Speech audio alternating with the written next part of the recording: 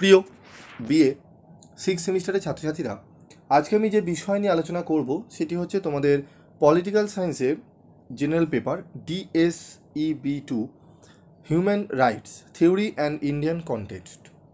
তো এই সাবজেক্টটি থেকে তোমরা অনেকেই রিকোয়েস্ট করেছো যে স্যার আমাদের লাস্ট মিনিটের সাজেশন হিসাবে যদি কিছু কোশ্চেন বলে দেন তাহলে খুবই উপকৃত হই। তো তোমাদের আমি একদম বাছাই করা কিছু গুরুত্বপূর্ণ প্রশ্নগুলো নিয়ে আলোচনা করছি, যে প্রশ্নগুলো পড়লে তোমরা অনেকটাই উপকৃত হবে।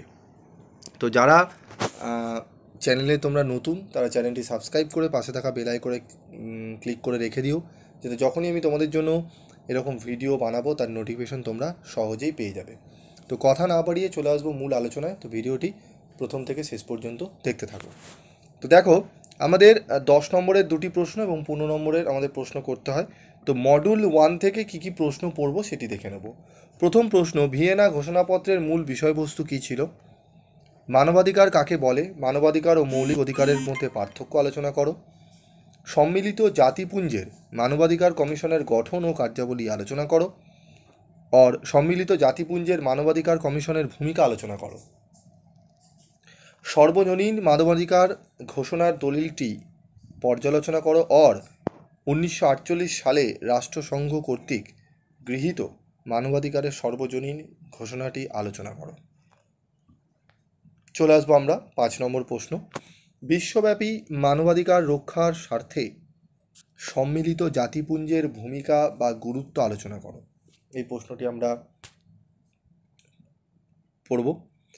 6 নম্বর প্রশ্ন, মানবাধিকার সুরক্ষায় সম্মিলিত জাতিপুঞ্জের ব্যর্থতার কারণগুলি কী কী? এই 6টি প্রশ্ন তোমাকে অত্যন্ত গুরুত্ব সহকারে ভালো করে পড়তে হবে। যেগুলো তোমাদের স্টার রয়েছে, 4টি করে স্টার রয়েছে, 3টি করে স্টার রয়েছে, সেগুলো বিশেষ করে তোমরা পড়বে। চলে আসবো, মানবাধিকারের প্রজন্ম সম্পর্কে আলোচনা করো। তারপর প্রশ্ন হচ্ছে, মানবাধিকারের ক্রমবিকাশ আলোচনা করো। और মানব সভ্যতার ইতিহাসে মানবাধিকারের বিবর্তন আলোচনা করো। এখানে 8টি প্রশ্ন আছে ঠিকই, তবে যেগুলো স্টার মার্ক রয়েছে সেগুলো ভালো করে পড়ো। অনেক কমই বেছে প্রশ্ন দেওয়া রয়েছে, তোমরা এগুলো পড়ো। একদম নিশ্চিন্তে পরীক্ষা দিতে যাও, তোমরা কিন্তু এখান থেকে 100% কোশ্চেন কমন পাবেই পাবে। ঠিক আছে, তোমরা পিপি স্টাডি ক্লাস বিগত ফার্স্ট সেমিস্টার থেকে তোমরা ফলো করে আসছো।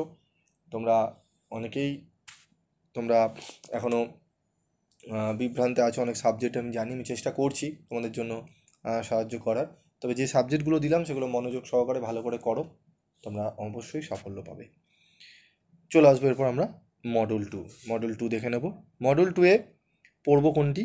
মানবাধিকারের ভিত্তি হিসাবে ভারতীয় সংবিধানের সাম্যের অধিকারটি আলোচনা করো। এটি স্টার মার্ক কোশ্চেন করে নেবে তোমরা। ভারতের সংবিধানে সংরক্ষিত স্বাধীনতার অধিকারটি আলোচনা করো এবং ভারতের মানবাধিকার সম্পর্কে সংক্ষেপে আলোচনা করো। এই 3টি প্রশ্ন অবশ্যই গুরুত্ব সহকারে পড়বে।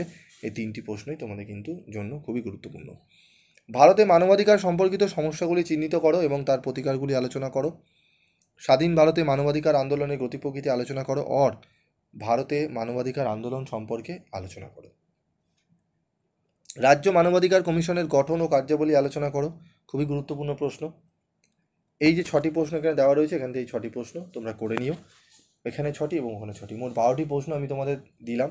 এই প্রশ্নগুলো ভালো করে করো, এখান থেকে তোমরা কোশ্চেন অনেক কমন পাবে। আজকের মতো ভিডিওটি শেষ করব, দেখা হবে পরবর্তী ভিডিও ক্লাসে। সকলে ভালো থাকবে, সুস্থ থাকবে এবং খুব ভালো করে মনোযোগ সহকারে পড়াশোনা করো। এবং তোমাদের আর কোন কোন সাবজেক্টের সাজেশন লাগবে সেগুলো কমেন্ট বক্সে লিখে জানিও এবং তোমাদের বন্ধুদের মধ্যে এই ভিডিওর লিঙ্কগুলো শেয়ার করো, যাতে সকলেই উপকৃত হয়। আজকের মতো এটুকুই।